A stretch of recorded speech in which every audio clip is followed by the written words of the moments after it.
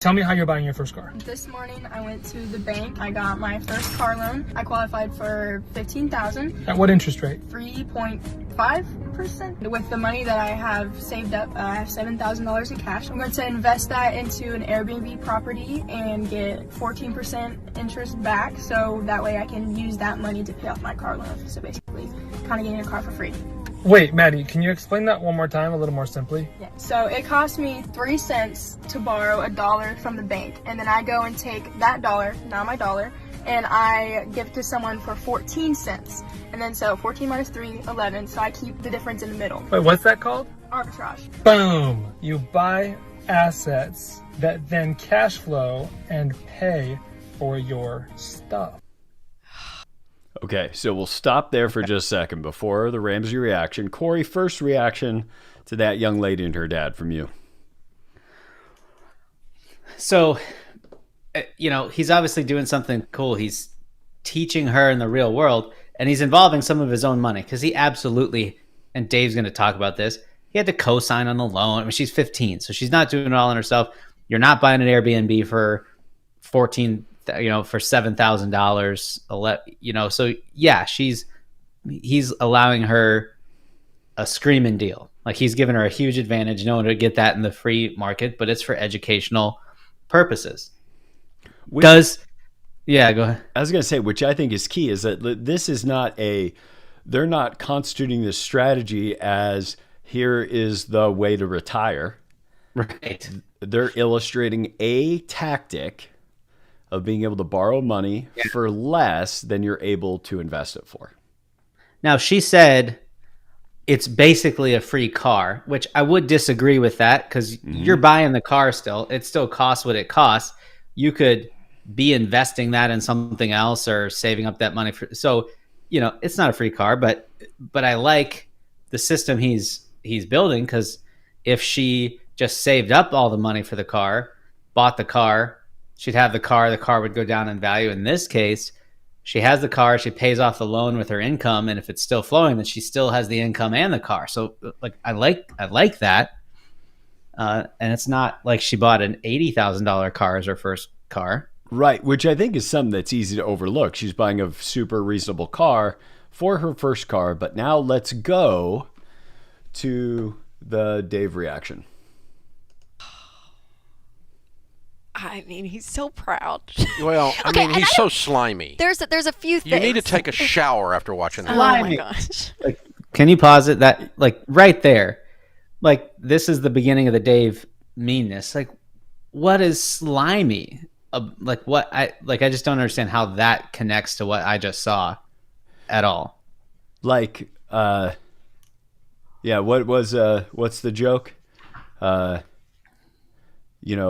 asking a girl if she's still in high school. That's slimy. Right.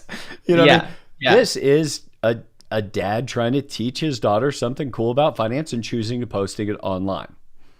Let's keep going. Now, especially with our, you and I especially don't put a lot of value on cars or spending. So I probably wouldn't do that with my daughter for the first thing.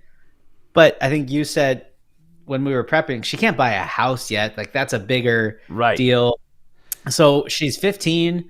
I would rather actually have her be 15, buy that first car, realize how quickly the shine comes off and she doesn't care as much anymore. And it's a much cheaper lesson to learn that early in life. And maybe that saves her from trying to buy expensive cars for the rest of her life, because she just doesn't care as much anymore. It takes the mystery out of it. I don't know. Yeah, maybe. So let's see what else he has to say. We stopped at slimy. It just drips in arrogance. Well, there's a lot of things about this. Number one, I really don't feel like you can get an interest rate. I don't think you can get a loan. How old was she then? She's 15. She cannot get a bank loan. No, so he co-signs, which probably helped get a lower interest rate. And then, what I don't understand is the $11,000 in an Airbnb property. You can't buy an Airbnb property for $11,000 either. You could invest in it with a bunch of partners into an Airbnb property, and that's assuming the Airbnb property stays rented and the local city council doesn't pass a law against Airbnbs, in which case your little butt would be broke at 15 years. I think that's fair to say.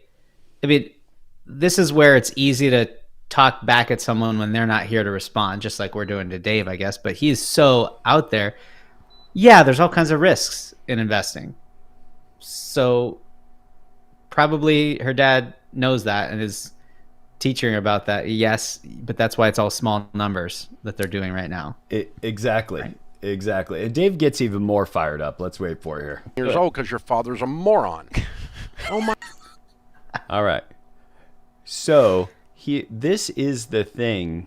As you listen to this and you have people that you care about, maybe you're a client of our firm, and you wish that the people that you know and love could make better decisions with their money or learn how to be better stewards.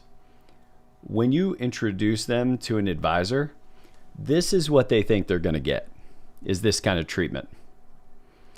They think that, and I even see it, people that have been a client for a year or two, and they'll show up to a meeting like, you're really going to get mad at me because I bought a car. I'm like, I'm not going to get mad at you. But why do they feel that way? It's because they hear things like this, where what Dave is saying, doesn't need to be said, because what he could say is, here's why that strategy doesn't work. But, right. Your stupid butt is going to get tripped up in it, or your dad's a moron. Those things don't further the conversation for somebody to perform better with money. What it does do a good job of, and a lot of these shows do this, is it does a really good job of keeping you hooked and keeping you through the next commercial.